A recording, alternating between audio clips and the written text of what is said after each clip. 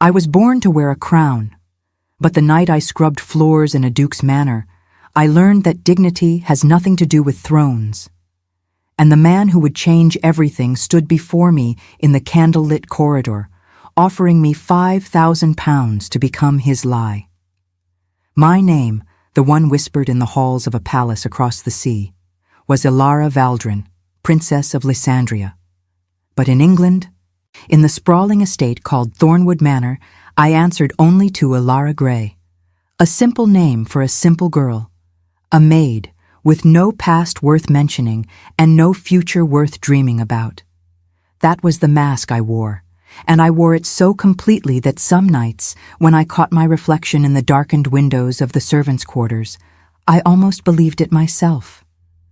Landria was a small kingdom, nestled between mountain ranges that touched the clouds and rivers that sang ancient songs. The capital city, Valdoria, rose from the valley like a jewel, its spires and domes catching the sunlight in ways that made visitors weep with wonder. I had been raised in the palace at the heart of that city, a sprawling complex of marble and gold that had housed my family for 17 generations.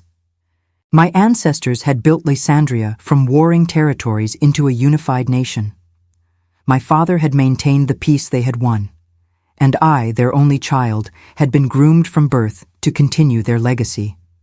I was taught to dance before I could run, my tiny feet guided across ballroom floors by patient instructors who treated me with reverence I did not yet understand.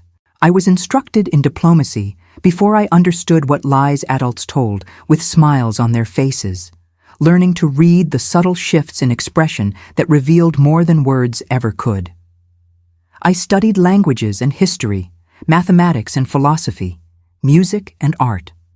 My days were filled with lessons, and my nights were filled with state dinners where I sat beside my parents and learned to smile at people who wanted things from us. Always things, always more. My mother, Queen Isabella, had hair the color of autumn leaves, a deep auburn that caught fire in the sunlight. Her laugh could fill a room, could make even the sternest advisors soften into something approaching humanity. She had been a princess of a neighboring kingdom before she married my father, and she had brought with her not just an alliance, but a warmth that transformed our court.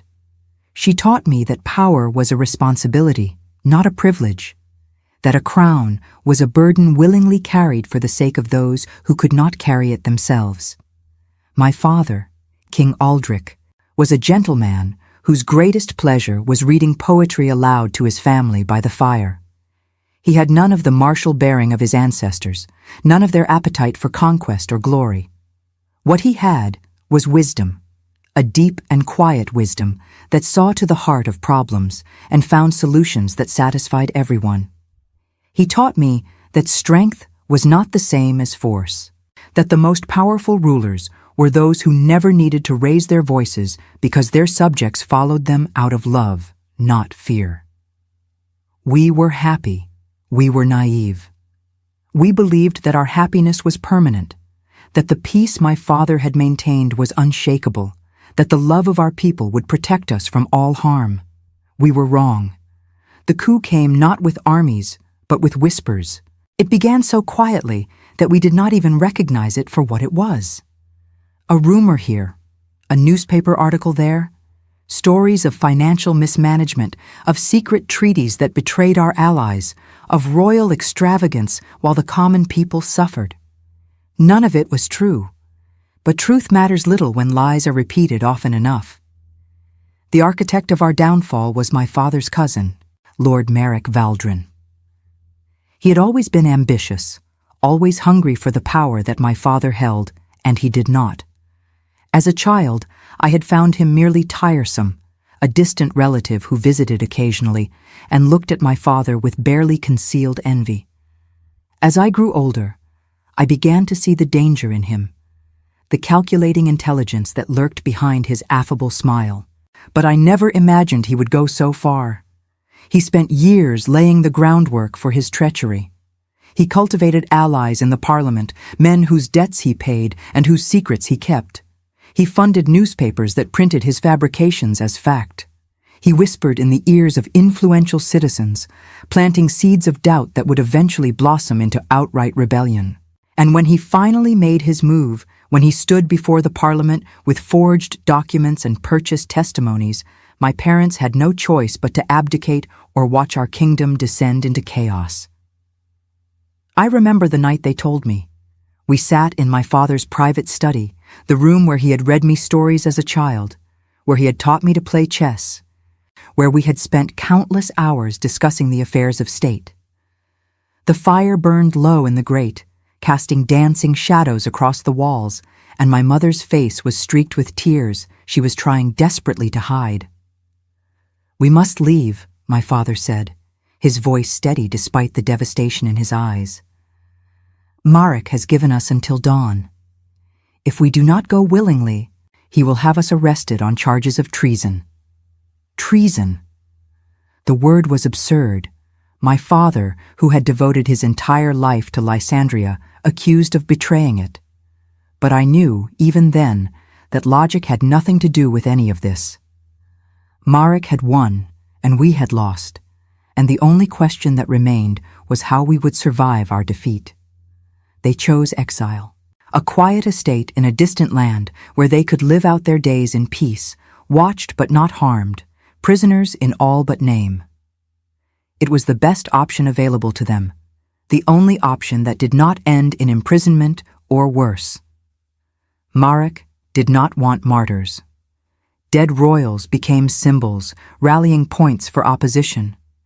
Living royals, quietly fading into obscurity, were much less dangerous. But I could not go with them.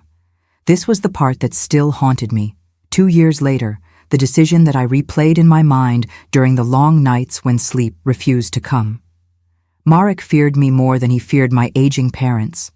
I was young, just 19, and I had always been popular with the common people.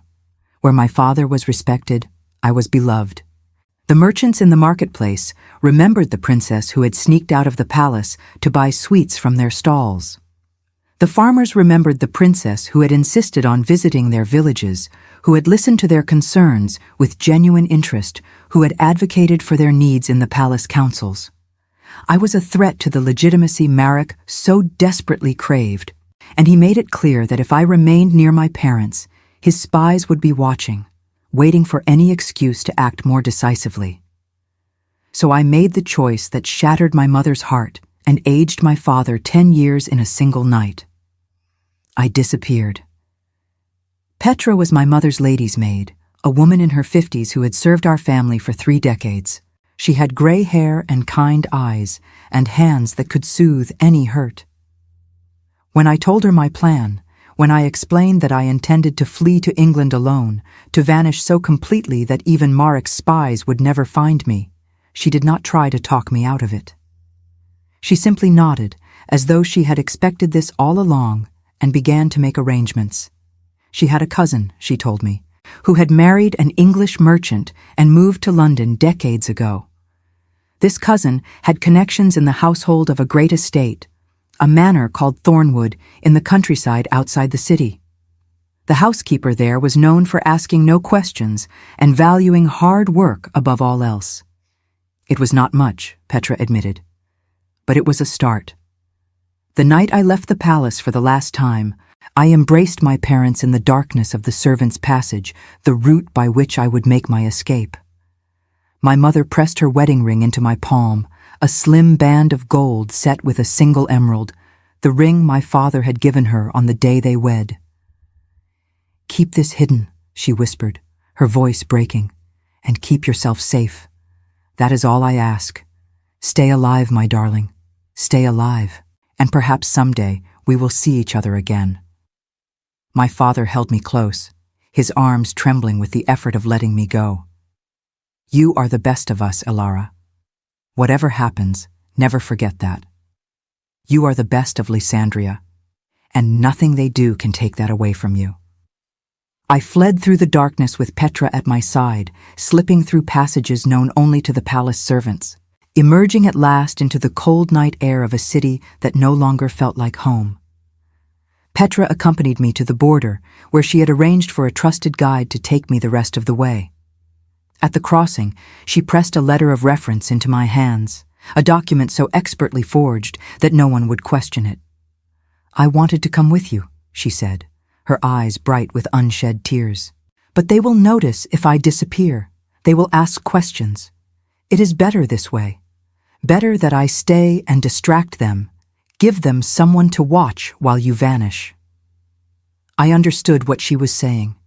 She was sacrificing her own chance at escape to ensure mine. She would remain in Lysandria under Maric's suspicious eye while I fled to safety. It was a debt I could never repay, and we both knew it. "Thank you," I whispered, the words utterly inadequate for the magnitude of what she was giving me. "Thank you, Petra. I will never forget you." She smiled, a sad and gentle smile that I still see in my dreams. "Be happy, princess. That is all the thanks I need. Live your life and be happy." I crossed the border as the sun rose, and I did not look back. I could not bear to look back. If I had, I might have lost my courage entirely. The journey to England took 3 weeks. I traveled by coach and by cart, by ferry and by foot. I wore plain clothes and kept my head down and spoke as little as possible. Every stranger's glance made my heart race. Every question about my origin sent cold sweat trickling down my spine. But no one recognized me. No one suspected that the weary young woman with the worn valise and the haunted eyes was a princess in flight. I arrived at Thornwood Manor on a gray afternoon in early autumn. The estate was vast, larger than any I had seen outside of Lysandria, its grounds stretching across hills and valleys as far as the eye could see. The manor itself was a sprawling structure of gray stone and dark timber, its many wings and towers speaking of centuries of additions and expansions. It looked, I thought as I approached the servants' entrance, like a place where secrets went to hide. The housekeeper was a stern woman named Mrs. Pemberton, with iron-gray hair pulled back in a severe bun and eyes that seemed to see everything. She looked me up and down when I presented myself, her gaze lingering on my hands, which were soft despite my attempts to roughen them on the journey. "You have not done much hard work," she observed. "No, ma'am." I kept my voice humble, my eyes lowered. "But I am a quick learner, and I am not afraid of labor." She studied me for a long moment, her expression unreadable. Then she nodded. "We shall see. You will start in the scullery. If you prove capable, we will find you more suitable work." And so Alara Valdrin, who had once worn silk and slept beneath canopies of velvet, became Alara Gray, who wore rough cotton and scrubbed pots until her hands cracked and bled. The first months were the hardest. I was not accustomed to physical labor, and my body rebelled against the demands I placed upon it. My back ached constantly. My knees bruised from hours spent on cold stone floors. My hands, once soft and smooth, became rough and reddened, the skin splitting at the knuckles when the weather turned cold. There were nights when I lay in my narrow bed in the attic, too exhausted even to cry, and wondered if I had made a terrible mistake. But slowly, gradually, I adapted. I learned the rhythms of the household, the intricate dance of servants who kept a great estate running. I learned which tasks to volunteer for and which to avoid, which senior servants were kind and which were cruel, which corners of the manor were safe for a moment's rest and which were constantly watched. I learned to be invisible, to move through the house like a ghost, noticed only when something went wrong. The other servants were curious about me at first. They asked where I came from, who my family was, why I had sought work so far from home. I answered their questions with half-truths and misdirection, constructing a fictional past that was boring enough to discourage further inquiry. My father had been a clerk, I told them. My mother had been a lady's maid. They had died when I was young, and I had been raised by an aunt who had recently passed as well. There was nothing dramatic in my history, nothing worth investigating. I was simply a girl alone in the world, looking for honest work. They accepted the story, as I had hoped they would. The household was large, and new servants came and went with regularity. I was neither more nor less interesting than any of the others, and within a few months I had faded into the background of Thornwood Manor as completely as if I had been there my whole life. The master of the house, the Duke of Ashford, was a distant figure in those early months.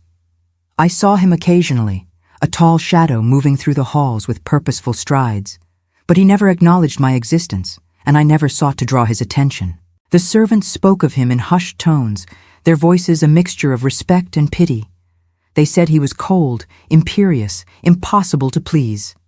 They said he had been engaged once, years ago, to a woman of great beauty and gentle spirit, but she had fallen ill with consumption and faded away before they could wed. They said he had not smiled since her death, that his heart had frozen over, that he had become more statue than man. I did not think much about him.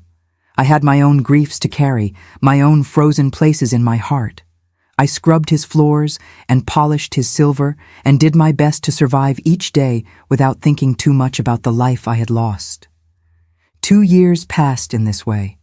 2 years of rising before dawn, of carrying coal scuttles and beating rugs until my arms ached. 2 years of keeping my head down, my voice soft, my past locked in a chamber of my heart that I dared not open. I had become skilled at invisibility, a master of the art of going unnoticed. Mrs. Pemberton appreciated my diligence and never asked about where I came from. The other servants thought me shy, perhaps a bit strange, certainly forgettable. And the Duke barely knew I existed. Until the night, everything changed. It was raining. Not the gentle English drizzle I had grown accustomed to, but a proper storm, the kind that rattled windows and made the old manor groan like a living thing. Lightning split the sky at irregular intervals, briefly illuminating the darkness before plunging everything back into shadow. Thunder rolled across the hills, a deep rumbling that seemed to shake the very foundations of the house. I had been assigned to tend the fires in the east wing where the family's private chambers lay, because Bessie, the usual chambermaid for that section, had fallen ill with a fever. It was not a task I wanted. It brought me too close to the Duke's domain. But Mrs. Pemberton had fixed me with her stern gaze, and I had known better than to argue. I moved through the corridors with my coal bucket and matches, a ghost in a gray dress, doing my work and thinking only of the warm cup of tea that awaited me when I finished. The east wing was quiet at this hour, the family having retired for the evening, and my footsteps echoed off the polished floors with a loneliness that matched my mood. I did not expect to find the Duke standing in the hallway outside his study, staring at a portrait as though it held the answers to questions he could not bear to ask aloud. I stopped so abruptly that the coal in my bucket shifted, clattering against the metal sides with a sound that seemed deafening in the silence. He turned, and for a moment we simply looked at each other. Two strangers caught in the flickering light of the wall sconces. He was handsome, I realized with a start that surprised me. Handsome in the severe way of classical statues, all sharp angles and brooding shadows. His hair was dark, nearly black, and it fell across his forehead in a way that suggested he had been running his hands through it in frustration. His eyes, when they met mine, were the gray of storm clouds, deep and turbulent and filled with a pain he did not bother to hide. There was something in those eyes, something beneath the ice that made my breath catch in my throat. I curtsied quickly, prepared to apologize and flee, but his voice stopped me. You are the one who replaced Bessie tonight. Yes, Your Grace. I kept my eyes lowered, my voice barely above a whisper. I did not want him to look at me too closely. I did not want anyone to look at me too closely. What is your name? Elara Gray, Your Grace. He was silent for a long moment. I could feel his gaze on me, assessing, calculating. It was a sensation I remembered from my former life, the weight of scrutiny from people who were trying to determine what I was worth. But there was something different in his examination, something that felt less like evaluation and more like recognition. You do not move like a servant, he said at last. I looked up then, startled, and found him studying me with an intensity that made my skin prickle. I forced myself to remain calm, to keep my expression blank, even as my heart hammered against my ribs. "I beg your pardon, Your Grace, your posture, your hands, the way you stand." He gestured vaguely, as though the evidence was obvious. "You were not born to this life." A chill ran down my spine. In 2 years, no one had questioned my disguise. No one had looked at me closely enough to see through the mask I wore. But this man, this cold and distant duke, had taken one look at me and seen that something was wrong. I forced myself to summon a small, self-deprecating smile. "My mother was a lady's maid, Your Grace. She served in a great house before she married my father. She taught me to carry myself properly. It is a habit I cannot seem to break, no matter how inappropriate it may be." He considered this, his gray eyes never leaving my face. I could see him weighing my words, testing them for truth. Then, to my relief, he nodded. "Very well. Continue with your duties." I curtsied again and hurried past him, my coal bucket clutched like a shield. Only when I had turned the corner and pressed myself against the wall, heart racing, did I allow myself to breathe. He had noticed. After 2 years of perfecting my invisibility, the Duke of Ashford had looked at me and seen that I did not belong. I would have to be more careful. I would have to be invisible not just in presence, but in every movement, every gesture, every breath. I did not sleep well that night. Every time I closed my eyes, I saw his storm-gray gaze, searching, probing, seeing far more than I wanted him to see. In the weeks that followed, I did my best to avoid the East Wing entirely. I traded assignments with the other maids, volunteering for the dirtiest and most unpleasant tasks if it meant staying far from the Duke's chambers. I scrubbed the scullery floors on my hands and knees. I beat the rugs until my arms screamed with exhaustion. I did everything I could to keep myself buried in the anonymous mass of Thornwood's servants, far from the attention of its master. But fate, it seemed, had other plans. The Dowager Duchess Constance arrived at Thornwood on a gray morning in early spring, her carriage drawn by 4 black horses, and her displeasure evident before she even stepped onto the gravel drive.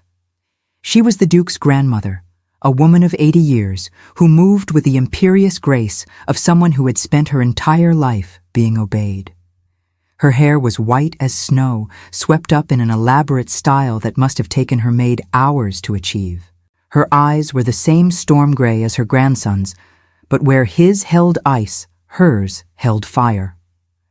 I was polishing the banister in the main hall when she arrived, and I had a clear view of the reunion between grandmother and grandson. She swept through the door without waiting for the footman to announce her, her cane tapping sharply against the marble floor. "Benedict." Her voice was crisp, commanding, the voice of a woman who had never been denied anything in her life. "We need to talk." The Duke emerged from his study, his expression carefully neutral. "Grandmother, this is an unexpected pleasure. Do not play games with me, boy." She fixed him with a glare that would have made lesser men tremble. "You know exactly why I am here. 32 years old and still unmarried. Still moping about like a lovesick poet, still refusing to do your duty to this family." "My duty." His voice was flat. "You mean my duty to provide you with great-grandchildren. I mean your duty to ensure that the Ashford line does not end with you." She advanced on him, her cane punctuating each word with a sharp tap. "I have been patient. I have given you time to grieve. But 5 years is long enough, Benedict. Marianne would not have wanted you to spend the rest of your life alone. Do not speak her name." The words were quiet, but they carried a weight of warning that made even the Dowager pause. She recovered quickly, her expression softening slightly.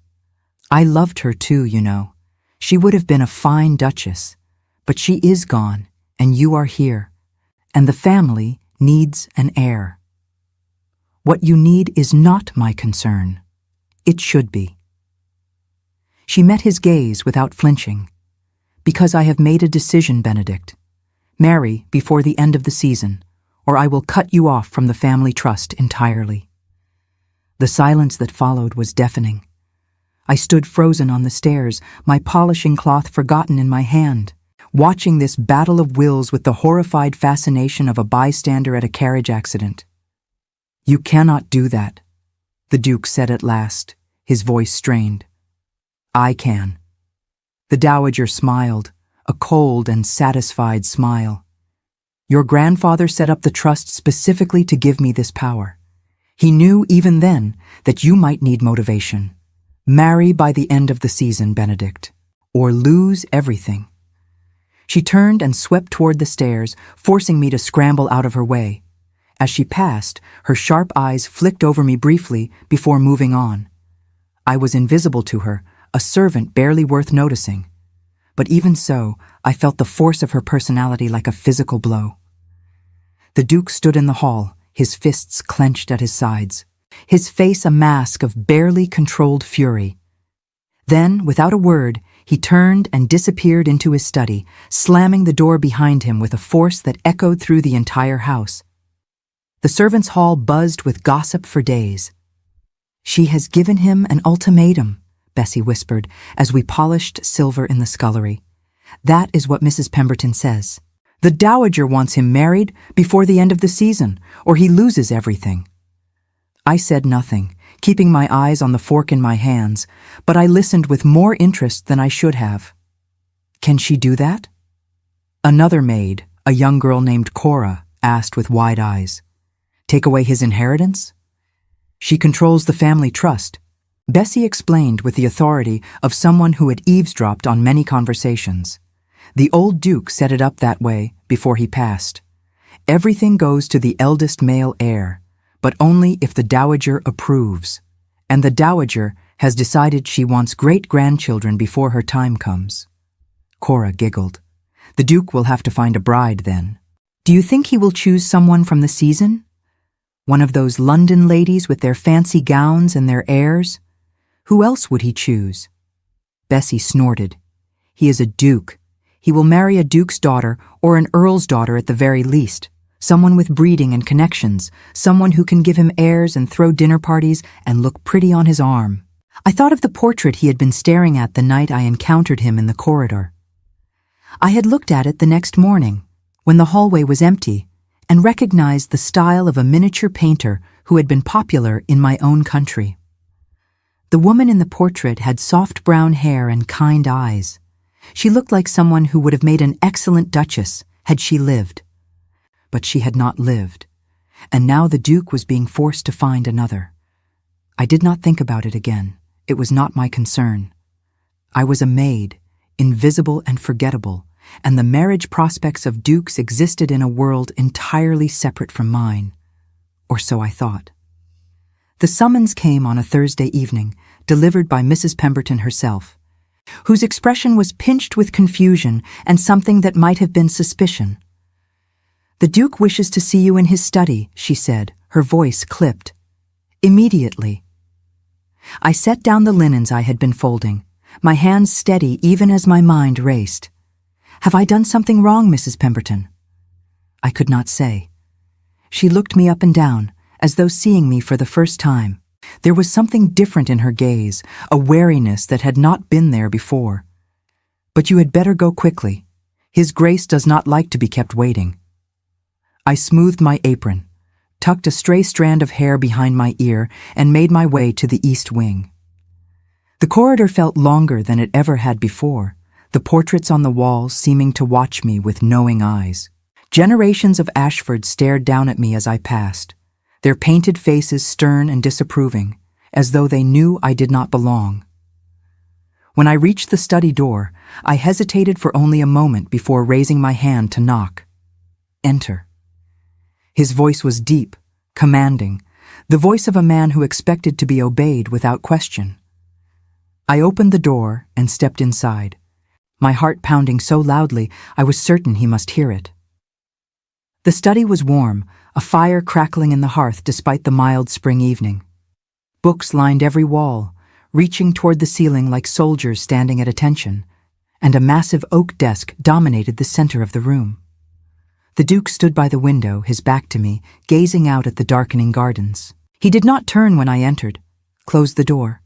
I did as he asked, the click of the latch sounding unnaturally loud in the silence.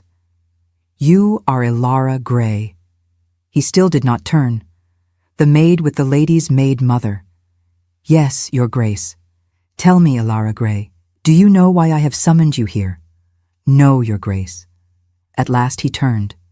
His face was unreadable, a mask of aristocratic composure, but his eyes burned with something desperate, something almost wild. He looked like a man who had been pushed to the edge of a cliff and was contemplating the fall. "I need a wife," he said flatly. "I need one by the end of the season, or I will lose everything. My grandmother has made that abundantly clear." I did not know how to respond to this, so I said nothing. "I have no desire to marry," he continued, pacing now, his long strides eating up the distance between the window and the fireplace. His movements were agitated, barely controlled, like a caged animal seeking escape. "I have no desire to court simpering debutantes, to attend balls and garden parties, to pretend that I am searching for love when love is the last thing I want or need." He stopped in front of me, so close that I could smell the sandalwood of his cologne, could see the fine lines of exhaustion etched around his eyes. Up close, he looked older than his 32 years. He looked tired in a way that went far deeper than lack of sleep. "What I need," he said slowly, deliberately, "is a woman who will agree to a business arrangement. A woman who will pose as my wife for 1 year. Convince my grandmother that the marriage is real, and then quietly disappear. No questions, no complications, no emotional entanglements." I stared at him, uncomprehending. "Your Grace, I am not sure I understand. I am offering you £5,000. His voice was flat, matter of fact, as though he were discussing the purchase of a horse rather than the purchase of a human being's life. £5,000 to marry me in name only, to play the role of duchess for 12 months. After that, you will leave with the money and a reference that will open any door you choose. I will tell society that you have gone abroad for your health, and eventually I will announce that you have passed from a fever in some distant country. A quiet, convenient end to a quiet, convenient arrangement." My mouth opened, but no words came out.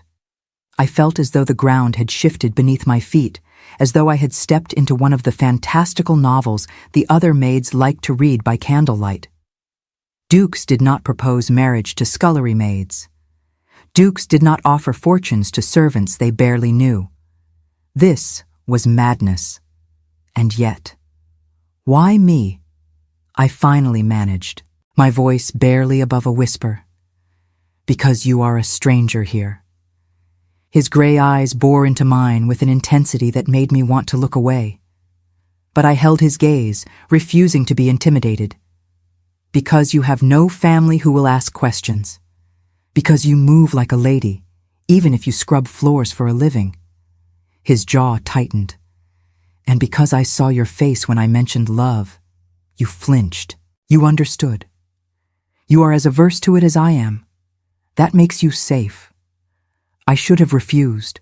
I should have curtsied, begged his pardon, and returned to my linens and my invisibility. This was madness, dangerous madness, and I wanted no part of it. But even as I thought it, another voice whispered in my mind, "This could be your shield. A duchess, hidden in plain sight. No one would look for a runaway princess in the role of an English duke's wife. No one would think to question the background of a woman who had married so far above her supposed station. Lord Merrick's spies would never find Ilara Valdrin if Ilara Valdrin became the Duchess of Ashford. And there was the money. £5,000 was a fortune. With that sum, I could help my parents. I could find a way to send funds to them in their exile, ensure their comfort, perhaps even begin to build a network that might one day help restore them to their throne. It was madness. It was dangerous. It was the most terrifying proposition anyone had ever made to me. But I had survived a coup. I had survived exile.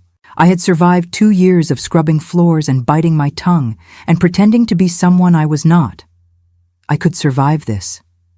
I met the Duke's gray eyes, and I made my choice. I accept. Something flickered in his expression. Surprise, perhaps, or relief. He had expected me to refuse. He had prepared arguments, persuasions, perhaps even threats. But I had said yes, and now he was uncertain how to proceed. Very well. He recovered quickly, his mask of composure sliding back into place. We will begin immediately. My grandmother expects to meet my bride within the fortnight. You will need to be educated in the duties of a duchess, trained in the manners and customs of society. I will assign a tutor to you. That will not be necessary. The words left my mouth before I could stop them. He raised an eyebrow. I fumbled for an explanation, cursing myself for speaking without thinking. My mother taught me more than posture, Your Grace. She served in a great house, and she believed in preparing me for any eventuality. I know which fork to use at dinner. I know how to address a marquis versus an earl. I know the steps to every dance that will be performed at a society ball. It was not entirely a lie. My mother had taught me these things. She had simply taught them to me as a princess, not as a maid. The Duke studied me for a long moment, his expression unreadable. I could see the questions forming behind his eyes, the suspicions taking shape, but something held him back from voicing them. You are full of surprises, Alara Grey. I curtsied, hiding my face before he could see the truth in my eyes. I try to be useful, Your Grace. Benedict. His voice was softer now, almost gentle. If you are to be my wife, you should call me Benedict. I looked up, startled. The name felt strange on my tongue, too intimate, too real. Benedict. He nodded, satisfied. We will announce our engagement at my grandmother's dinner party next week. Until then, you will be moved from the servants' quarters to a guest room in the main house. We will say that you are a distant cousin, recently arrived from the continent, whom I met during my travels abroad. It is vague enough to be unverifiable and romantic enough to satisfy the gossips. And your grandmother? I asked. Will she believe this story?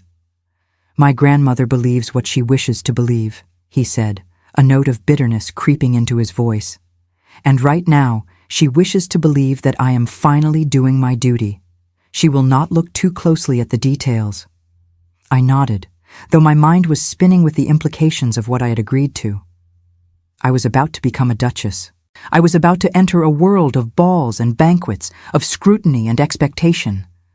I was about to place myself in the very heart of English society, where one wrong word, one careless gesture, could expose everything. But I had no choice now. I had made my decision, and I would see it through. The first week of my transformation passed in a blur of activity and anxiety. I was moved from my narrow bed in the attic to a guest chamber that was twice the size of my parents' bedroom in exile. The walls were papered in soft blue silk, patterned with delicate flowers that seemed to shimmer in the candlelight. The windows looked out over the rose garden, where the first blooms of spring were beginning to unfurl. A fire burned in the grate, filling the room with warmth, and a wardrobe full of dresses had been delivered overnight. They were not the latest fashions, Benedict explained when I asked. They had belonged to his mother, who had passed many years ago. But they were well made and would serve until the dressmakers could create a proper trousseau. I spent that first morning simply touching the fabrics, silk and velvet, wool and lace, textures I had not felt against my skin in 2 years. My fingers remembered them, even if my mind had tried to forget. This was what I had been born to wear, what I had been raised to expect. And yet now, standing in this borrowed room, in this borrowed house, wearing borrowed clothes to play a borrowed role, it all felt like someone else's dream. When I finally chose a dress, a simple day gown of deep green that brought out the color of my eyes, I stood before the mirror for a long time, staring at the woman who looked back at me. She was not Alara Grey, the scullery maid with chapped hands and a forgettable face. She was not Alara Valdrin, the princess with the weight of a kingdom on her shoulders. She was something in between, a creature of shadows and secrets, wearing the costume of a duchess-to-be. I wondered if Benedict saw the same thing when he looked at me. The Dowager Duchess summoned me to tea that afternoon. I went with my chin high and my hands steady, prepared for battle. I had dealt with formidable women before. My own grandmother, the late Queen Mother of Landria, had been a force of nature who could reduce grown men to stammering schoolboys with a single glance. I was not about to be intimidated by an English dowager, no matter how fearsome her reputation. But the woman who greeted me in the drawing room was not quite the dragon I had expected. She was old, yes, and formidable, but there was a sharpness in her eyes that spoke of intelligence rather than cruelty. She was studying me, I realized, just as I was studying her. "So you are the mysterious cousin my grandson has been hiding," she said, gesturing for me to sit. "Tell me about yourself, child. Where are you from? Who are your people?" I told her the story Benedict and I had rehearsed. A distant branch of the family, fallen on hard times after the death of my parents. An upbringing on the continent, moving from place to place as my fictional father sought work as a clerk.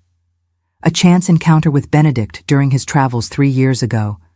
A correspondence that blossomed into something more. The dowager listened without interrupting, her gray eyes never leaving my face. When I finished, she was silent for a long moment, and I forced myself to sit still under her scrutiny, to betray nothing of the fear that churned in my stomach. "You are not what I expected," she said finally. "I am sorry to disappoint you, Your Grace." I did not say I was disappointed. She set down her teacup with a decisive clink. "I said you were unexpected. There is a difference. My grandson has spent the last 5 years wallowing in grief and self-pity.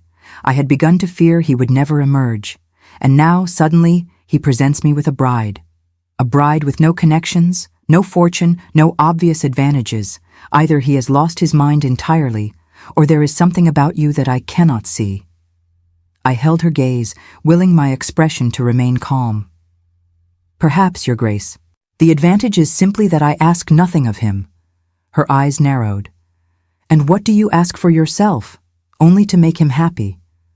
The lie tasted bitter on my tongue, but I delivered it smoothly. "Is that not what every wife should want?"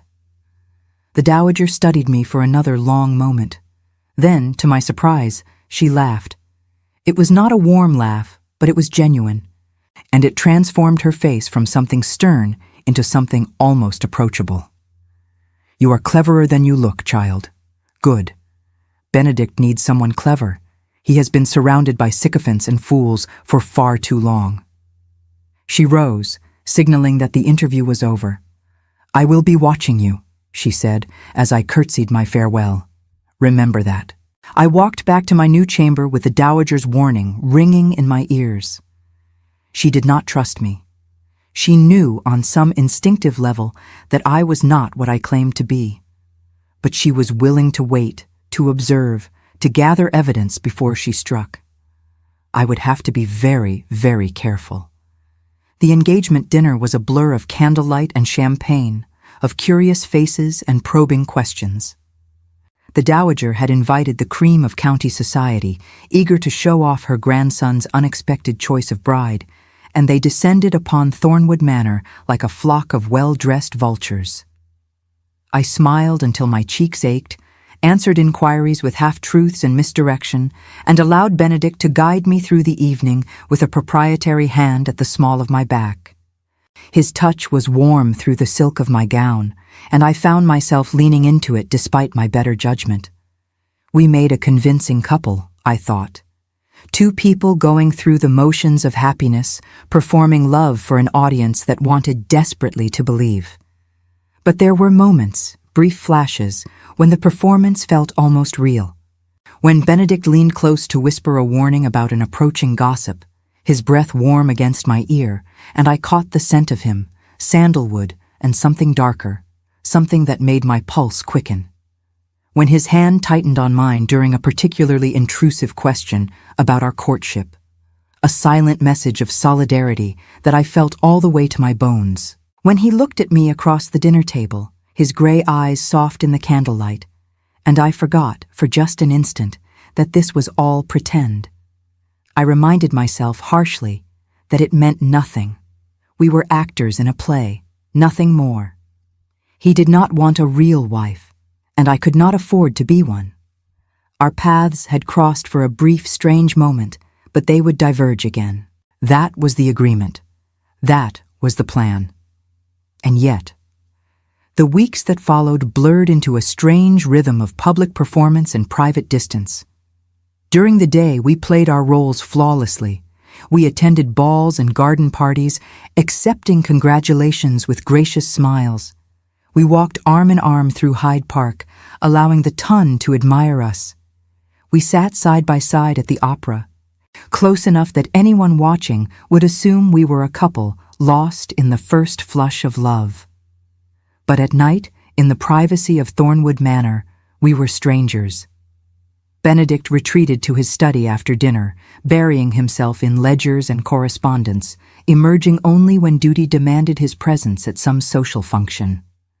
I wandered the halls alone, relearning the rhythms of a great house from the perspective of its mistress rather than its servant. The servants who had once been my companions now curtsied when I passed and called me Your Grace. Mrs. Pemberton's expression was unreadable, but I sometimes caught her watching me with something that might have been resentment or might have been confusion. We spoke only when necessary, Benedict and I. We exchanged information about upcoming events, coordinated our stories, maintained the fiction, but there was no warmth in our interactions, no connection beyond the purely transactional. It was easier this way, I told myself, safer. The less I knew him, the easier it would be to leave when the year ended. But loneliness has a way of eroding even the strongest walls. It happened gradually, so gradually that I did not notice until it was too late. A question about my day tossed over his shoulder as he left for his study. A book left on my dressing table, a novel I had mentioned admiring in passing during a conversation with the dowager. A rare smile when I made a witty comment at a particularly tedious dinner party, a smile that reached his eyes for just an instant before the mask slid back into place. And then, one night, a conversation that changed everything. I could not sleep. The moon was full, casting silver light through my window, and my thoughts would not quiet. I wrapped a shawl around my shoulders and crept downstairs, intending to find a book in the library. The manor was silent, the servants long abed, and my footsteps echoed softly off the marble floors. But when I opened the library door, I found Benedict already there. He sat in an armchair by the dying fire, a glass of brandy in his hand, staring at the flames. He wore no coat or cravat, his shirt open at the collar, and he looked more human than I had ever seen him, more vulnerable. He looked up when I entered, and something in his expression made me hesitate. I am sorry. I turned to go. I did not mean to intrude. Stay. The word was soft, almost a plea. I hesitated, surprised by the raw need in his voice. Then I closed the door behind me and took the chair opposite his. We sat in silence for a long moment, the only sound the crackle of the fire and the distant ticking of a clock. Outside, an owl called into the darkness, its cry lonely and mournful. I was thinking about her, he said finally. His voice was rough, as though the words had been dragged from some deep place. Marianne, my first. She would have been 30 this year. I said nothing, sensing that he needed to speak more than he needed a response. I folded my hands in my lap and waited. We grew up together. His gaze was distant, lost in memory. Our estates bordered each other. Our families had always intended for us to marry, had planned it before we were even born. But it was never an obligation for us. We loved each other, truly, deeply loved each other. From the time we were children, I knew she was the one I would spend my life with. I thought we would have forever. I am sorry. The words felt inadequate, but they were all I had. He looked at me then, his gray eyes piercing through the dim light. You are the first person who has said that, without pity, in their voice. Everyone else. They look at me as though I am broken, as though my grief is a spectacle for their entertainment. Grief is not a spectacle. I kept my voice gentle, thinking of my own losses, my own hidden sorrows. It is a private thing, between you and the one you have lost. He was silent for a moment, his gaze searching my face. Then quietly, he asked, "Have you lost someone?" The question caught me off guard. I thought of my parents, alive but unreachable, exiled to a distant land I might never see again. I thought of Petra, who had sacrificed everything so that I could escape. I thought of Landria, the kingdom that had been my home, the life that had been stolen from me. Yes, the word was barely a whisper. I have lost a great deal. He did not ask for details. He simply nodded, a gesture of understanding that required no explanation. And in that moment, something shifted between us. We were no longer strangers playing roles. We were two broken people, sharing a silence that was more comforting than any words could have been. We sat together until the fire burned to embers and the first light of dawn began to creep through the windows. We did not touch, did not speak beyond occasional fragments of thought. But when I finally rose to return to my chamber, when I bid him good night at the base of the stairs, he caught my hand. "Thank you," he said simply, "for listening." I nodded, not trusting myself to speak, and I went to my room and lay in my bed and stared at the ceiling, knowing that something fundamental had changed. I was no longer just playing a role. I was beginning to care. After that night, something shifted between us in ways both subtle and profound. The performances continued, as they had to. We attended balls and garden parties, accepted congratulations with gracious smiles, played the roles of devoted newlyweds for an audience that wanted desperately to believe. But they no longer felt like performances, at least not entirely. When Benedict took my hand, I felt the warmth of his skin rather than the calculation of the gesture. When he smiled at me across a crowded room, my heart stuttered in a way that had nothing to do with acting. When we danced together at the Pemberton Ball, when his arm wrapped around my waist and his eyes met mine, I forgot for a moment that any of this was pretend. I told myself it was dangerous. I told myself I was being foolish. But the heart does not listen to warnings, no matter how sensible they may be. We began to seek each other out in the quiet hours when no one was watching. Morning walks in the garden, where we discussed books and philosophy and the peculiarities of English society. Afternoon rides through the countryside, racing our horses along the riverbank and laughing when I nearly fell into the water. Evening conversations in the library, where he taught me about estate management, and I shared what little I could of my fictional past on the continent. He never pressed me for details about my life before Thornwood. Perhaps he sensed that I was hiding something, but he respected my silence, just as I respected his. We existed in a bubble of the present, carefully avoiding both the past and the future. One afternoon, as we walked through the rose garden, he stopped suddenly and turned to face me. "Why did you agree?" he asked, "when I made my offer. You could have refused. You should have refused." It was an absurd proposition from a stranger. Why did you say yes? I had asked myself the same question many times in the weeks since that night in his study. The answer was complicated, tangled up with secrets I could not share, but I tried to give him what truth I could. "Because I understood," I said slowly, "what it feels like to be trapped, to have no good choices, only less terrible ones. You were desperate, and I recognized that desperation. I knew what it was to need an escape, even an imperfect one." He studied my face, his gray eyes searching. "And what were you escaping?" Ilara Grey? I looked away, unable to meet his gaze. Does it matter? It matters to me. The words hung in the air between us, laden with meaning.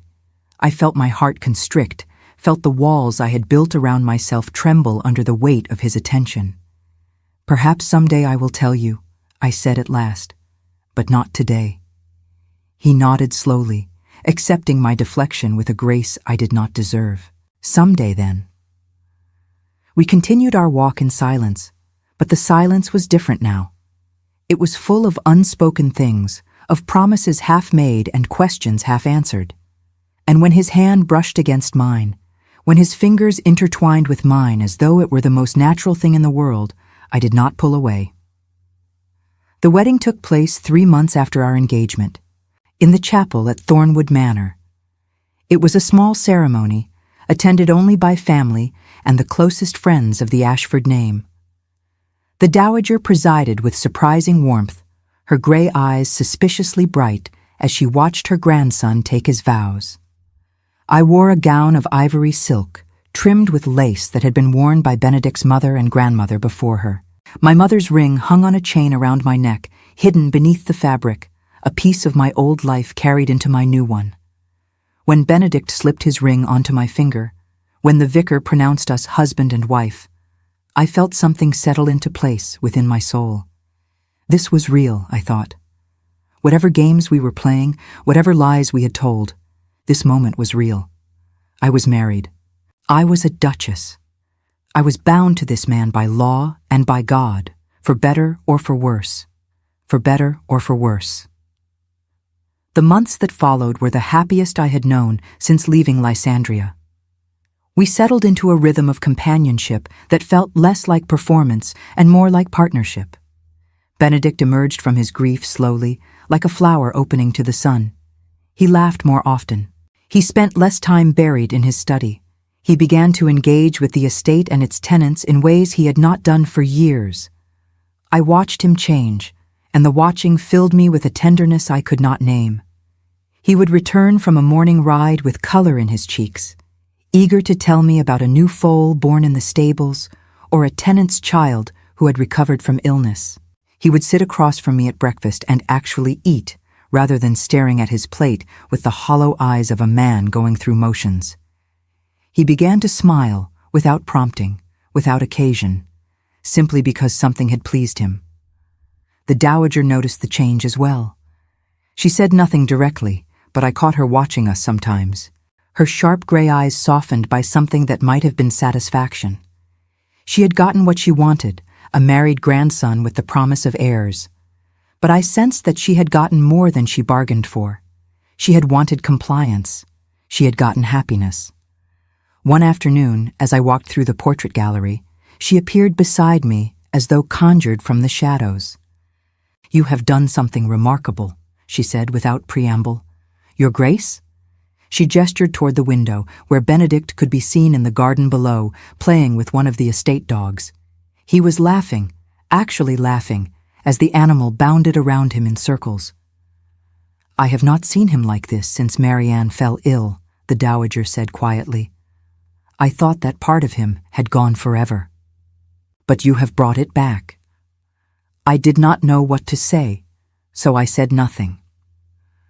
"I do not know what your secrets are," she continued, fixing me with her penetrating gaze. "And I have decided I do not care to know. Whatever you are hiding, whatever brought you to this house, it has given my grandson back to me. For that, I am grateful." She turned and walked away before I could respond, her cane tapping a steady rhythm on the marble floor. And I stood alone in the gallery, surrounded by generations of Ashfords, and wondered how much longer I could keep my secrets hidden. And I found myself falling in love with him. It happened slowly, so slowly that I did not recognize it at first. But there were moments when the realization struck me like a physical blow. The way my heart leaped when I heard his footsteps in the corridor. The way my breath caught when he smiled at me across the dinner table. The way my body leaned toward him without conscious thought when we sat together in the library. I loved his rare smiles and his hidden gentleness. I loved the way he listened to me as though my words mattered. I loved the man behind the mask of ice, the man who was slowly, carefully, learning to feel again. And I had been lying to him from the very beginning. The guilt gnawed at me constantly. Every time he trusted me with another piece of his heart, every time he confided in me about his fears and his hopes and his dreams, I felt the weight of my deception pressing down on me. I was not who he thought I was. I was not the simple girl from a humble background who had captured his attention by chance. I was a princess in hiding, a fugitive from a kingdom across the sea. And if he ever learned the truth, everything we had built together would crumble to dust. I told myself that I would tell him eventually, when the year was over, when the danger had passed, when I could be certain that revealing my identity would not put him at risk. But deep down, I knew I was simply afraid of his reaction, afraid of his judgment, afraid of losing the only happiness I had found since my world fell apart. And so I kept my secrets, and I loved him in silence, and I tried not to think about the future that was rushing toward us like a storm. The letter arrived on a gray morning in late May. I was in my sitting room, embroidering a handkerchief with the Ashford crest, when Mrs. Pemberton brought it to me. The envelope was heavy, the paper expensive, and the seal was one I recognized with a jolt of pure terror, the royal crest of Landria. I waited until Mrs. Pemberton left before breaking the seal with trembling fingers. The letter inside was short, written in a hand I did not recognize. "Your Royal Highness," it began, and the words blurred before my eyes. "The situation in Landria has changed. Lord Merrick's grip on power is weakening. The alliances he built have crumbled, the lies he told have been exposed, and the people remember the kindness of your father, the grace of your mother. They speak your name in the marketplaces and the taverns. They light candles for you in the churches. They have not forgotten their princess. There are those among us who believe the time has come to restore the rightful monarchy. We have located your parents and ensured their safety. They are well, though they grieve for you. Now we seek you. A delegation will arrive in London within the fortnight. They carry proof of their legitimacy, documents that only you will recognize. We ask only for an audience, a chance to explain what we propose. Your people have not forgotten you, Princess. We pray that you have not forgotten us." The letter was unsigned. I sat for a long time, the paper clutched in my hands, staring at nothing. For 2 years, I had dreamed of this moment. For 2 years, I had imagined what it would feel like to learn that there was hope, that the nightmare might end, that I might one day go home. But now that the moment had arrived, all I could think about was Benedict. If I returned to Landria, if I reclaimed my throne, I would have to leave him. Our marriage was not real, I reminded myself. It was a contract, a business arrangement, a lie that would end in 12 months regardless. He did not love me. He had hired me to play a role, nothing more. But even as I thought it, I knew it was no longer true. He loved me. I had seen it in his eyes, felt it in his touch, heard it in the words he whispered when he thought I was asleep. He loved me, and I loved him, and the lie that had brought us together was now the wall that stood between us. If I told him the truth, I would lose him. How could he trust a woman who had deceived him so completely? How could he forgive a wife who had hidden her entire identity from him? But if I did not tell him, if I simply disappeared when the year ended, as we had planned, I would carry the weight of that betrayal for the rest of my life. I hid the letter in the false bottom of my jewelry box, where I kept my mother's ring, and told myself I would decide what to do later. But later became a week, and a week became 2, and still I could not bring myself to speak. The delegation arrived in London on a Tuesday. I learned of their presence through the society papers, which reported breathlessly that a group of foreign diplomats had arrived from a small European kingdom called Landria, seeking to establish closer ties with Britain. The papers speculated about trade agreements and political alliances, never guessing that the true purpose of the visit was to find a lost princess hiding in plain sight. I knew I could not avoid them forever. Sooner or later, they would hear about the new Duchess of Ashford, the mysterious woman who had appeared from nowhere and captured the heart of one of England's most eligible bachelors. They would investigate. They would recognize me. And then everything would fall apart. The confrontation came at a ball. It was the grandest event of the season, hosted by the Marquis of Pembroke, and everyone who was anyone in London society would be in attendance. The ballroom was a masterpiece of gilt and crystal, with chandeliers that sparkled like captured stars and walls lined with mirrors that multiplied the candlelight into infinity. An orchestra played in the gallery above, filling the vast space with melodies that seemed to float on the perfumed air. I dressed carefully that evening, choosing a gown of deep blue silk that matched my mood. It was embroidered with silver thread that caught the light when I moved, and the bodice was cut in the latest fashion, revealing just enough of my shoulders to be elegant without being improper. Benedict helped me fasten my necklace, his fingers warm against my skin, and I felt a pang of something like grief when I looked at him. He did not know this might be our last evening together. He did not know that by the time the night was over, everything might be different. "You are beautiful tonight," he said softly, meeting my eyes in the mirror. I forced a smile. "You are biased, perhaps." He pressed a kiss to my shoulder, but that does not make it less true. We arrived at the ball arm in arm, and I smiled until my face ached and danced until my feet throbbed and pretended that my world was not about to collapse. The faces around me blurred into a sea of silk and satin, of powdered wigs and glittering jewels. Everyone wanted to meet the new Duchess, to assess her, to judge whether she was worthy of the man she had captured. I answered their questions and accepted their compliments, and wondered how many of them would turn on me when the truth came out. I saw them across the ballroom, a cluster of men in unfamiliar uniforms, speaking with the Marquess. One of them, a tall man with silver hair and a face weathered by time, looked up and caught my eye. And I knew. I knew that he knew. He began to make his way toward me, moving through the crowd with a determination that made my heart race. I looked around desperately for Benedict, but he was on the other side of the room, deep in conversation with a group of gentlemen. "Your Royal Highness." The voice was soft, pitched for my ears alone. I turned to find the silver-haired man standing before me, his eyes bright with emotion. "I do not know what you mean." I kept my voice steady, though my hands trembled. "You must have mistaken me for someone else. I was your father's chief advisor for 30 years, his voice cracked. "I held you in my arms when you were an infant.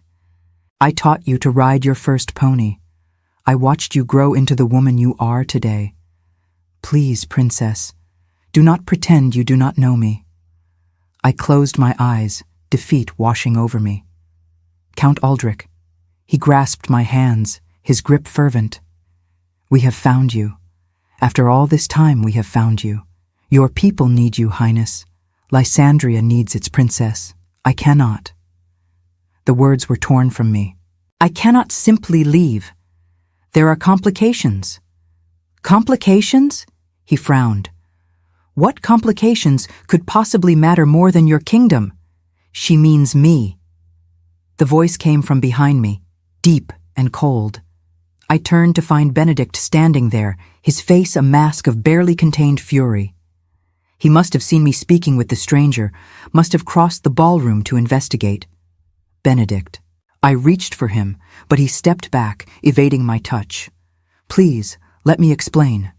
"Explain?" His voice was ice. "Explain that you have been lying to me from the moment we met? Explain that the woman I hired to be my fake wife is actually a princess?" He laughed, a harsh, bitter sound. "Tell me, Your Royal Highness, was I part of your game all along? A convenient cover while you waited for your people to come rescue you? No." Tears burned in my eyes. "It was never a game. I was hiding, Benedict. I was afraid for my life, for my parents' lives. I never meant to deceive you. I never meant to. To what? He stepped closer, his eyes blazing. To make me care for you? To make me believe that you might actually? He stopped, his jaw clenching. The words he could not say hung in the air between us, heavy with pain. Your Grace. Count Aldrich stepped forward, his tone conciliatory. I understand that this is a shock, but Princess Alara's safety has been our paramount concern. She did what she had to do to survive. Surely you can understand that. Benedict did not answer. He simply looked at me, his gray eyes filled with something that might have been betrayal, might have been grief, might have been the death of whatever fragile hope had begun to grow between us. Then he turned and walked away. I wanted to run after him. I wanted to fall to my knees and beg him to listen, to understand, to forgive. But Count Aldrich's hand was on my arm, and the ballroom was full of watching eyes. And I was a princess, and princesses did not make scenes. I let him lead me away. The days that followed were a blur of meetings and negotiations. Count Aldrich and his delegation laid out their plans in meticulous detail. Lord Maric's support had crumbled. The Parliament had turned against him. The people were demanding the return of the true royal family. All that was needed was for me to return and claim my birthright. I listened, and I nodded, and I said all the right things. But my heart was not in Lysandria. My heart was at Thornwood Manor, with a man who would not see me, would not speak to me, would not even acknowledge my letters. He hates me. I stood at the window of my London townhouse, watching the rain streak down the glass. He will never forgive me. Forgiveness takes time, Count Aldrich said gently. But first, you must decide. Will you return to Lysandria? Will you take your place on the throne? The question hung in the air, waiting for an answer. I thought of my parents, still in exile, still waiting for news. I thought of my people, the farmers and merchants and craftsmen who had cheered for me as a child, who had wept when I disappeared. I thought of the duty that had been pressed upon me from birth, the crown that was my destiny and my burden. And I thought of Benedict, his rare smiles, his hidden gentleness, the way he had held my hand in the darkened library and shared his grief with me, trusting me with the most broken parts of himself. I cannot abandon him. The words surprised me even as I spoke them. Not like this, not without at least trying to make him understand. Count Aldrich sighed. Your Highness, the delegation cannot wait indefinitely. Decisions must be made, alliances formed. The situation in Lysandria is fragile, and every day we delay is a day our enemies might use to rebuild their strength. Then give me 1 week. I turned from the window, my chin high. 1 week to resolve my affairs in England. After that, I will give you my answer. He hesitated, clearly unhappy with the delay, but something in my expression must have convinced him, because he nodded. 1 week. I left for Thornwood Manor that very afternoon. The journey took 3 hours, and every minute felt like an eternity. The rain had stopped, but the sky remained gray, heavy with clouds that mirrored my mood. I stared out the carriage window at the passing countryside, seeing nothing, thinking only of what I would say when I arrived, if he would even see me. The manor looked different than I remembered, smaller somehow, and sadder. The gardens were beginning to wilt, as though even the flowers could sense that something had gone wrong. I climbed out of the carriage and stood on the gravel drive, my heart pounding, wondering if I would even be admitted. The door opened before I could knock. Mrs. Pemberton stood there, her face a study in conflicting emotions. Your Grace. The title felt strange now, weighted with irony. He said you would come. He knew? I asked. He has been waiting for you in the library. I walked through the familiar halls, past the portraits and the candlesticks, and the grandfather clock that had marked the hours of my strange double life. The house felt empty, silent, as though it were holding its breath. When I reached the library door, I paused to gather my courage before pushing it open.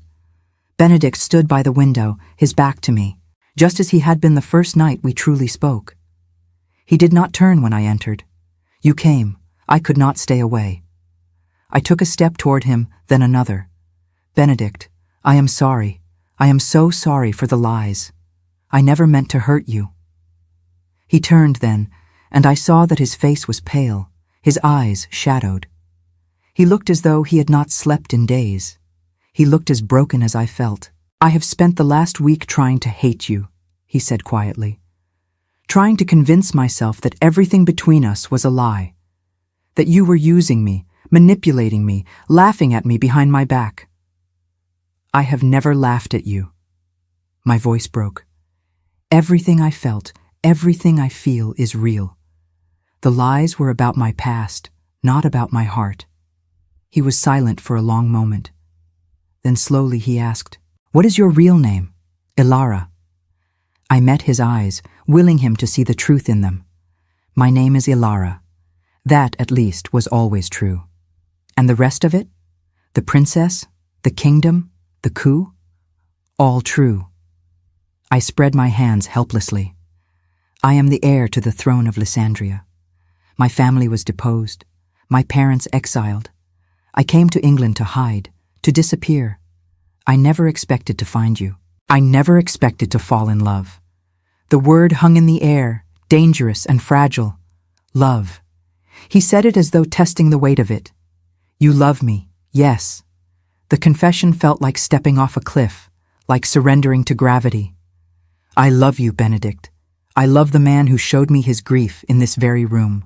I love the man who left books on my dressing table and taught me about estate management and raced me along the riverbank.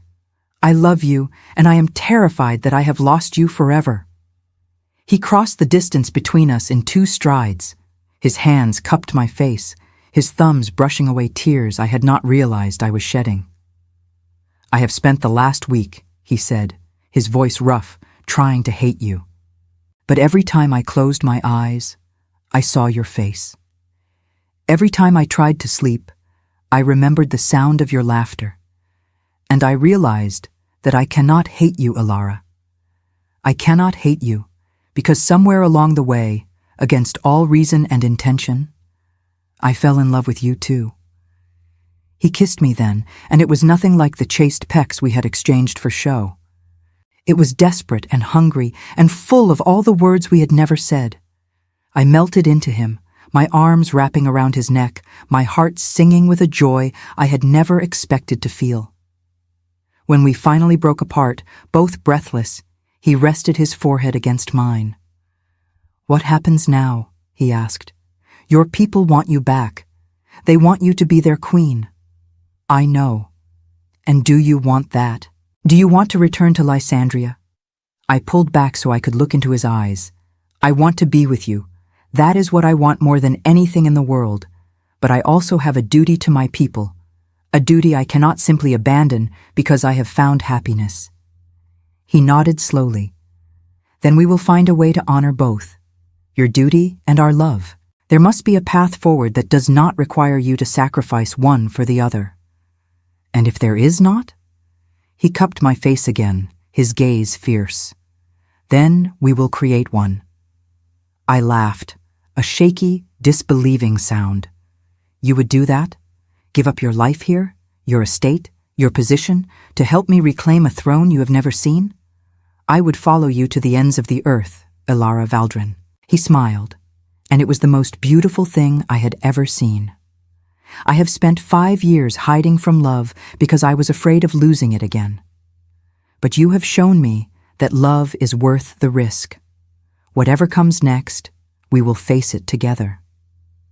I kissed him again, pouring all my hope and fear and gratitude into the embrace. When we separated, I took a deep breath. Then let us go, I said, together. The true wedding, the one that mattered, took place in the chapel of Thornwood Manor on a golden afternoon in June. The first ceremony had been legal, but hollow, 2 strangers binding themselves together for convenience. This one was different. This one was real. The dowager duchess sat in the front pew, her expression softer than I had ever seen it. She had been shocked by the revelation of my true identity, but she had recovered quickly, and I suspected that part of her was pleased. Her grandson was not merely marrying a nobody from the continent. He was marrying a princess. The Ashford name would be linked to royalty, however small the kingdom might be. Count Aldrich served as witness, his weathered face alight with joy. He had feared I would choose love over duty, choose England over Landria. But I had found a way to choose both. When Benedict slipped a new ring onto my finger, when he spoke his vows with a conviction that made my heart ache, when he kissed me as the sunlight streamed through the chapel windows, I felt a peace I had not known for years. I was going home, and I was not going alone. We departed for Landria a week later. The journey was long and arduous, across the Channel and through the heart of Europe. But Benedict was beside me every step of the way, his hand clasped in mine, his presence a steady anchor in the storm of uncertainty. We talked through the nights, planning our approach, discussing the challenges that lay ahead. He learned the history of my kingdom, studied its politics and its people, prepared himself for the role he would play as my consort. When we finally crossed the border into Landria, when I saw the mountain peaks and heard the rushing rivers that had haunted my dreams for 2 years, I wept. Not from sorrow, but from a joy so profound it could not be contained. We were met at the capital by a crowd so vast it seemed to fill the entire city. They cheered and wept and threw flowers at our carriage. They chanted my name, my real name, the name I had not heard spoken aloud since the night I fled. Princess Alara has returned. My parents were waiting for me at the palace steps. My mother, thinner than I remembered, her hair streaked with more gray. My father, leaning on a cane now, his eyes bright with tears. They embraced me, held me, whispered words of love and relief that I would carry in my heart forever. And when I introduced them to Benedict, when I explained that he was not just my husband, but my partner in all things, they welcomed him with open arms. The restoration was not easy. Nothing worthwhile ever is. There were political battles to fight, alliances to forge, wounds to heal. Lord Merrick and his supporters were tried and exiled, not harmed, for I would not begin my reign with cruelty. The people, so long starved for hope, rallied behind me with a fervor that humbled me every day. The first year was the hardest. There were factions who did not trust me, who whispered that I had abandoned my kingdom when it needed me most. There were those who had prospered under Marek's rule and resented the return of the old order. There were foreign powers who had made advantageous deals with the usurper and now found those deals nullified by a queen who remembered their complicity. But I had learned patience in my years of exile. I had learned that true strength lies not in force, but in persistence. I listened to my critics and addressed their concerns. I reached out to former adversaries and offered them paths to reconciliation. I worked tirelessly from dawn until well past midnight, rebuilding the bonds of trust that Marek had shattered. Benedict was invaluable in those early days. He brought a fresh perspective, uncolored by the old grievances and rivalries that had plagued Landrian politics for generations. He asked questions that no one else thought to ask, challenged assumptions that everyone else took for granted. And he loved me through it all. Loved me when I was exhausted and discouraged. Loved me when I doubted myself. Loved me when the burden of the crown seemed too heavy to bear. And through it all, Benedict was beside me. He learned the language of my people, threw himself into the work of governance, became a partner in every sense of the word. The court was suspicious of him at first, this foreign duke who had married their princess, but his kindness and his dedication won them over. Within a year, he was as beloved as I was. We were happy, truly, deeply happy. And on a spring morning, exactly 2 years after I had first knelt to scrub the floors of Thornwood Manor, I stood on the balcony of the royal palace with Benedict's arm around me, watching the sun rise over the mountains of my homeland. "We have come a long way," he murmured, pressing a kiss to my temple. From a business arrangement in a candlelit study to here. I smiled, leaning into his warmth. I would do it all again, every moment of fear, every lie, every heartbreak, because it led me to you. He turned me to face him, his gray eyes soft in the morning light. "And I to you, my queen, my queen." The title still felt strange, still filled me with wonder. I had been a princess in exile, a maid in hiding, a duchess by deception.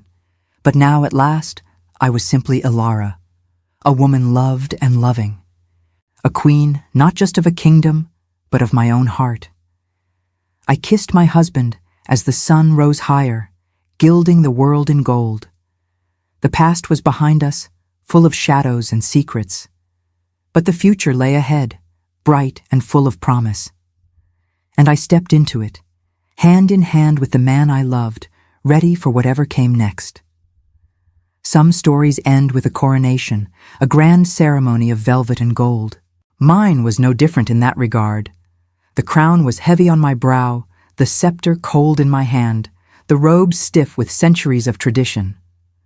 But when I looked out over the sea of faces in the great cathedral, when I saw my parents in the front row weeping with joy, when I felt Benedict's hand squeeze mine in silent support, I knew that this was not the end of my story. It was only the beginning. In the years that followed, Landria flourished. We reopened the trade routes that Lord Merrick had closed, rebuilt the schools and hospitals that had fallen into disrepair, restored the bonds of trust between the crown and the common people. I worked tirelessly, and Benedict worked beside me, and together we built something beautiful from the ashes of what had been lost. My parents lived to see their kingdom restored, their daughter crowned, their legacy secured. My mother passed peacefully in her sleep on a winter night, surrounded by family, with a smile on her lips. My father followed her 3 months later, as though he could not bear to be without her for long. I mourned them deeply, but I mourned them with gratitude too, for the years we had been given, for the love we had shared, for the chance to say goodbye. And then, on a spring morning that smelled of jasmine and rain, I held my firstborn child in my arms. She had Benedict's gray eyes and my dark hair, and she cried with a spirit that made the midwife smile. "A strong one," the woman said approvingly. "She will be a fine queen someday." I looked at my daughter, this tiny, perfect creature who carried the blood of 2 nations in her veins, and I felt a love so overwhelming it took my breath away. "What shall we call her?" Benedict asked, his voice hushed with awe. I thought of my mother, whose grace had guided me through the darkest nights. I thought of Petra, whose sacrifice had made my survival possible. I thought of all the women who had shaped me, held me, saved me. "Isabetta," I said softly, "for my mother, and Petra, for the woman who gave me my freedom." Benedict kissed my forehead, then reached down to touch our daughter's tiny hand. Isabetta Petra, a name worthy of a princess, and so our family began. There were more children after Isabetta, a son named Aldrich, after my father and the count who had brought me home. A second daughter named Marianne, for the woman Benedict had loved and lost, whose memory we honored rather than buried. They filled the palace with laughter and chaos, with muddy footprints and broken vases and arguments over who got to ride the best pony. Benedict and I grew old together, our hair turning silver, our steps slowing, our love deepening with every passing year. We walked the gardens of the palace hand in hand, just as we had once walked the gardens of Thornwood. We sat by the fire in the evenings, reading aloud to each other, debating philosophy and politics, remembering the strange, improbable path that had brought us together. "Do you ever regret it?" he asked me once, on a quiet night when the children were grown and the palace was still. "Leaving England? Giving up the life you might have had there?" I looked at him, this man who had hired a maid to be his fake wife and ended up with a queen. I thought of the grand estates I had left behind, the society that had scrutinized and judged me, the life of comfortable anonymity I might have lived. Never, I said, and meant it with every fiber of my being. I would not trade a single moment of this life for anything. He smiled, that rare, beautiful smile that still made my heart skip after all these years. Nor would I. I write this now, on a winter evening in my 70th year, as the snow falls softly outside my window and the fire crackles in the grate. My husband sleeps in the chair beside me, his face peaceful, his hand still reaching for mine even in slumber.